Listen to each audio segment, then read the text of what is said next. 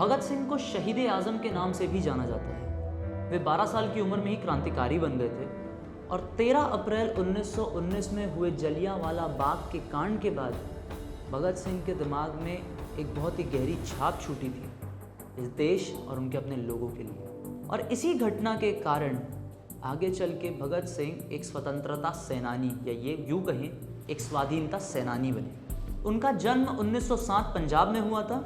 भगत सिंह का जन्म जिस पंजाब में हुआ था वो उस वक्त नक्शे के हिसाब से पाकिस्तान में था। उनका जन्म सितंबर 1907 को हुआ था पाकिस्तान के एक छोटे गांव में। इंडिया के मैप में उस जगह को भारत का हिस्सा माना जाता था, जो कि आज के समय काल के हिसाब से पाकिस्तान का हिस्सा हो चुका है। कर्नल सॉन्डर्स की हत्या के आरोप में दोषी पाए जाने की वजह से भगत सिंह को 23 मार्च 1931 को सेंट्रल जेल लाहौर में फांसी की सजा सुनाई गई थी। जी हाँ, 23 मार्च, आज ही का दिन।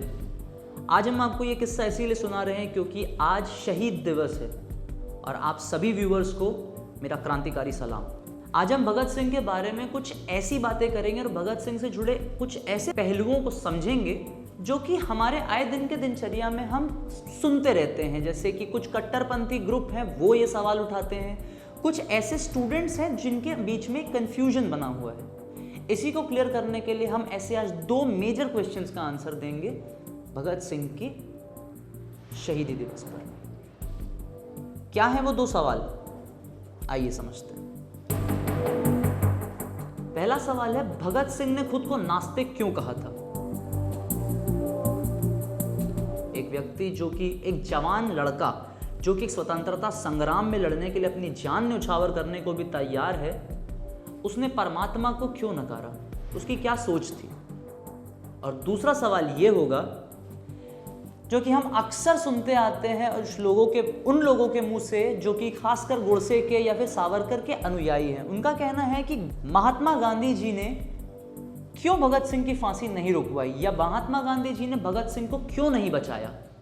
तो ये 2 ऐसे सवाल हैं जिन पर आज हम रोशनी डालेंगे, उससे आपके भी कॉन्सेप्ट क्लियर करने में मदद मिलेगी। तो आइए समझते हैं पहले सवाल का जवाब, भगत सिंह ने खुद को नास्तिक क्यों कहा था? पहले सवाल का जवाब तो भगत सिंह के अपने रचे हुए इतिहास में ही छिपा हुआ है। 5-6 अक्टूबर 1931 में सेंट्रल जेल से एक धार्मिक आदमी को जवाब देते हुए भगत सिंह ने खुद अपने एक निबंध में ये बातें लिखी थी। उन्होंने लिखा था कि मैं सर्वशक्तिमान परमात्मा को मानने से इनकार करता हूँ। मैं नास्तिक इसलिए नहीं बना कि मैं अभिमानी हूँ, पाखंडी या फिर निरर्थक हूँ। मैं ना तो किसी का अवतार हूँ और ना ही ईश्वर का दूत और ना ही खुद परमात्मा। मैं अपना जीवन एक मकसद के लिए न्यौछावर करने जा रहा हूँ और इससे बड़ा आश्वासन क्या हो सकता है? ईश्वर में विश्वास रखने वाला एक हिंदू पुनर्जन्म एक राजा बनने की आशा कर सकता है। एक मुसलमान या ईसाई को स्वर्ग में भोग विलास पाने की इच्छा हो सकती है, लेकिन मुझे क्या आशा करनी चाहिए? मैं जानता हूं कि जिस पल रस्सी का फंदा मेरे गले लगेगा और मेरे पैरों के नीचे से तख्ता हटेगा, वो मेरा अंतिम समय होगा। पर किसी स्वार्थ भावना के बिना, यहां या यहां के बाद किसी पुरस्कार की इच्छा किए बिना, मैंने अनासक्त भाव से अपने जीवन को आज़ादी के नाम कर दिया है। ये थी उस निबंध की कुछ पंक्तियां या लाइनें जिसे भगत सिंह ने खुद कहा और लोगों को समझाने के लिए बताया कि किसी प्रकार का गुरूर या अहंकार नहीं था उनके अंदर में। उनके नज़र में, उनके विजन में एक गोल था, एक ऐसा उद्देश्य जिसे वो पाने के लिए हर चीज़ को नकारने को तैयार थे। इसलिए जब आपके जीवन में किसी प्रकार का स्पेसिफिक गोल या कोई ऐसा पुख्ता कारण आपको मिल जाता है जीवन व्यापन का, तो आप हर चीज को सैक्रिफाइस करने को तैयार हो जाते हैं। और इसलिए भगत सिंह ने खुद को नास्तिक कहा था, क्योंकि उनके मन में किसी भी प्रकार की पाने की इच्छा नहीं थी। इसी बात के साथ हम मूव करते हैं दूसरे सवाल पे, चलते हैं दूसरे सवाल की ओर, जो कि बहुत ही आम सवाल है और बहुत ही कट्टरपंथ समुदाय से निकल कर आता है। जब भी कोई बहुत कट्टर हो जाता है तो उसके सवाल इस प्रकार के सुनाई में आने लगते हैं। सवाल यह है कि आखिर गांधी जी ने भगत सिंह को क्यों नहीं बचाया था? तो सबसे पहले गांधी जी ने भगत सिंह को क्यों नहीं बचाया था, ये सवाल ही गलत है। पहले हम ये समझने की कोशिश करेंगे कि उस समय गांधी जी खुद कौन थे, क्या थे और किस स्तर पे थे। आइए देखते हैं। गांधी जी क्या भगत सिंह को बचा सकते थे? यह पूछने के साथ ही यह भी पूछना पड़ेगा कि गांधी जी उस वक्त थे कौन? गांधी जी न तो भारत के वाइसरॉय थे, न ही राष्ट्रपति प्रधानमंत्री जैसे किसी संवैधानिक पद पर थे। गांधी जी तो अंग्रेजों की सरकार से खुद ही लड़ने वाले एक स्वाधीनता सेनानी थे। यह जरूर है कि उस पूरे आंदोलन के वो सर्वोच्च नेता थे और उनकी बातों का सरकार और समाज के ऊपर व्यापक प्रभाव पड़ता था। लेकिन अंग्रेज सरकार किसी भी तरह से चाहती थी कि स्वाधीनता संग्राम की विभिन्न धाराओं के बीच आपसी मतभेद हो, जिसकी वजह से उनकी एकता टूट जाए।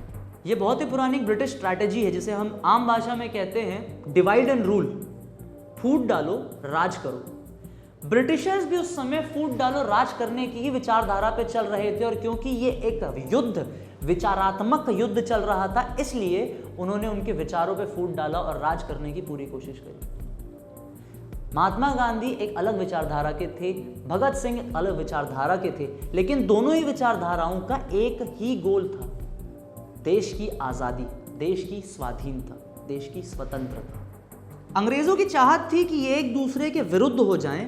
अंग्रेज सरकार चाहती थी किसी ना किसी तरह गांधी जी की भूमिका को संदिग्ध बनाकर उनकी लोकप्रियता को भी कम किया जा सके। लेकिन सुभाष चंद्र बोस की किताब द इंडियन स्ट्रगल में बहुत साफ शब्दों में लिखा है, गांधी जी ने अपनी ओर से हर सफल प्रयास किया था भगत सिंह को बचाने का। सुभाष चंद्र बोस ने द इंडियन स्ट्रगल नाम की किताब में साफ साफ लिखा है कि गांधी जी अपनी ओर से भगत सिंह को बचाने के जितने प्रयास कर सकते थे, उन्होंने सभी प्रयास किए थे। तो एक तरह का नैरेटिव बनता है।